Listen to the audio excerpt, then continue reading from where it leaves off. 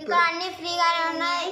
భోజనం పెడతారు, మంచి మంచి వస్తువులు, పైసా బాగా చదువు చెప్తారు, బాగా అన్ని నేర్పిస్తారు. అన్ని ఇక్కడ బాగా వసతిగా ఉన్నాయి. 3 days అని పనుకోవచ్చు. 3 days ఫ్రీ. శరణం శ్రీరామ శరణం